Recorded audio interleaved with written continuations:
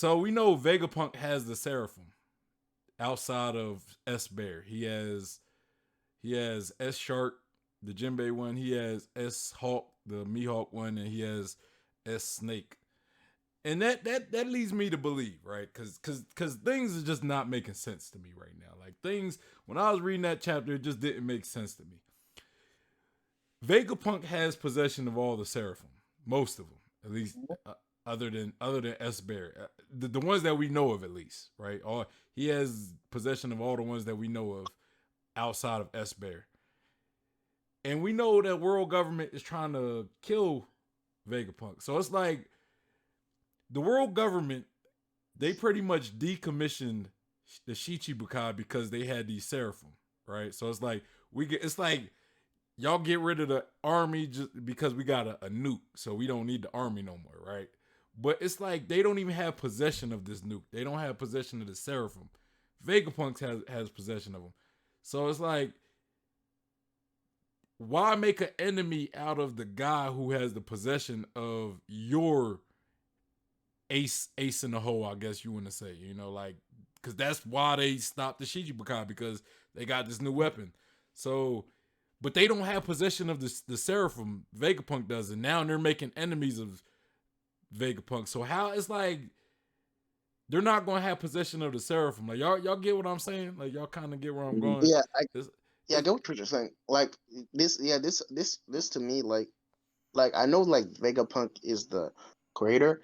To me, like I'm just curious on how this whole command system is gonna work. Like let's say that Sentomaru does come with S Hawk, S Snake, and S. I don't know what the last one was.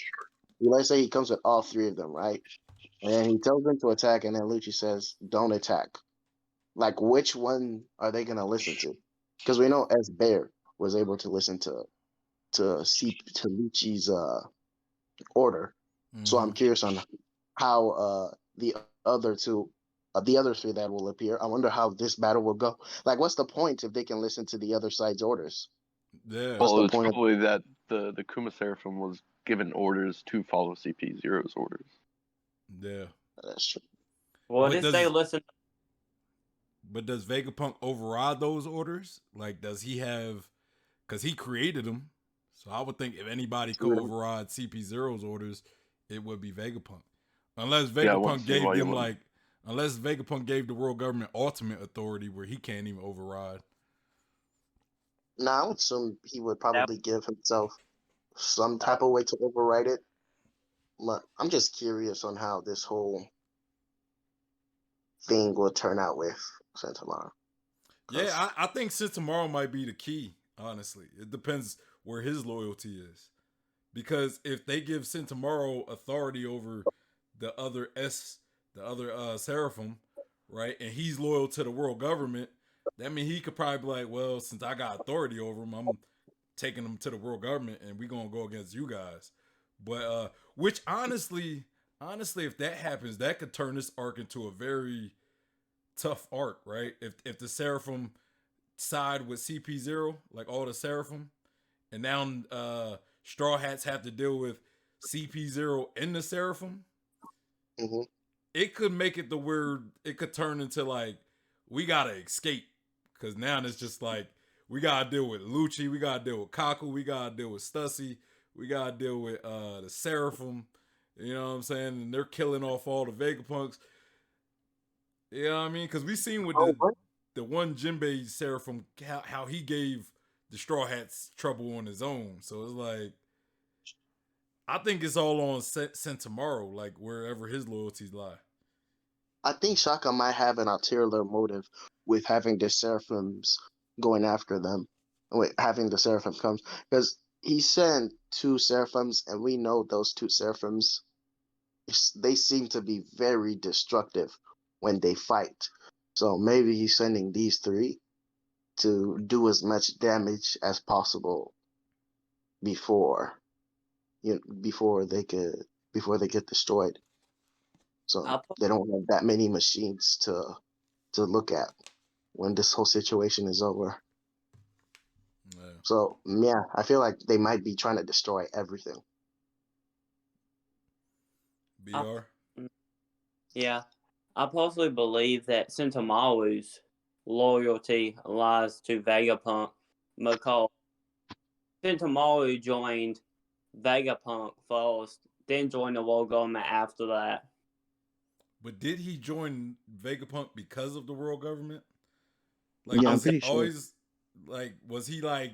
Because I always looked at Sentomaro being someone who was like assigned to Vegapunk as a Yeah, protector. I'm pretty sure he wanted to be a Marine, but he said something about working for Vegapunk, Yeah, I personally having think to work that for Vegapunk. I think Sentomaro, because now I don't know if he calls Kizaru his uncle out of like a respect type thing, like maybe he has just a level of respect for Kizaru, but we seen Sentomaro call Kizaru his uncle, like he was looking for his uncle or whatever. So I don't know if they're like actual blood, if they're actually related or if it's just a respect thing. But I think Sentomaro probably got more of a loyalty to Kizaru, if anything. Like I Uh, think his loyalty mostly is with Kizaru, and if that's the case, I see Sentomaro being Yeah, loyal to the world government. that's why this whole Sentamaru situation is very a major thing for Kizaru as well in my eyes. Because if Sentamaru was to uh was to side with Vegapunk, that would put question marks on Kizaru. Because let's say Lucci and them, they get out of there alive, they go back, and they mention the fact that Kizaru's nephew attacked them. That would put eyes on his character. The world government would, be very suspicious of him. I don't think so. I don't think so. I think Kizaru is like I think Kizaru is like extremely loyal to the world government, and I think if anything, they would probably trust Kizaru would probably take care of Sentomaro as well, and I think he would if need be, if he was ordered to do so. Yeah, But maybe I he don't would, think but Sentomaro I would. don't know. But You know, I know I'm not saying that Kizaru would be a traitor. I'm just saying like this whole Sitamaru thing could, cause the world government to be suspicious of him Cube and said his motive.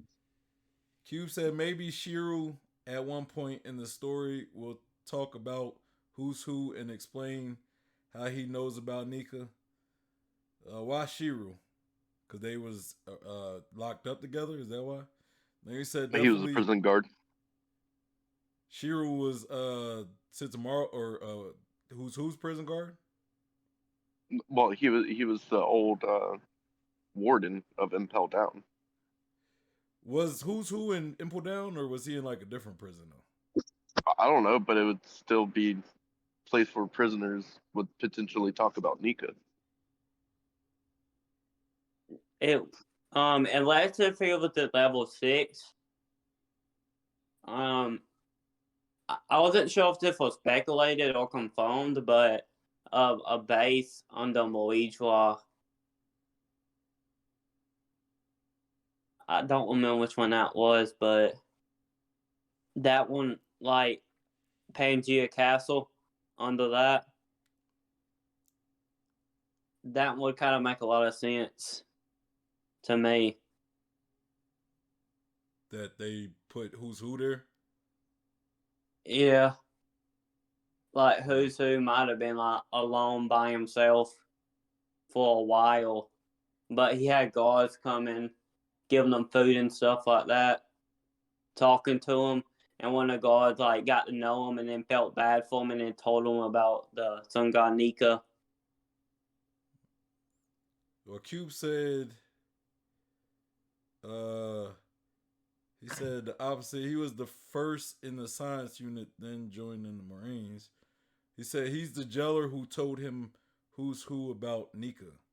Who was in Impel Down.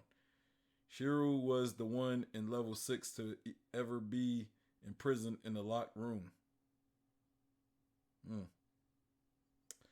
I don't know. I don't remember them saying he was in Impel Down exactly. Maybe they did. Yeah, I don't remember. But I had to look back. But Yeah, but as going back to the whole Seraphim and everything, I think I think since tomorrow is the key though. I think because they're giving him authority over the Seraphim, which they're because I think the world government is ultimately going to have possession of the Seraphim because they're going to need the Seraphim for whatever war they're about to, whatever war is about to happen, right? Because that was literally the purpose for them getting rid of the Shichibukai, which we knew the Shichibukais would help keep balance, right?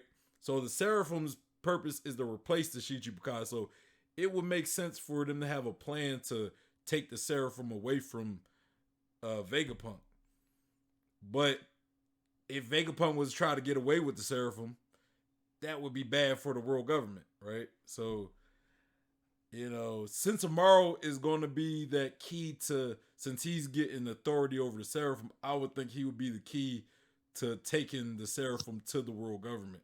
And I do believe since tomorrow is loyal to the Marines and the world government over Vegapunk because of his uncle, you know. But that's one of the things we're gonna have to wait to see.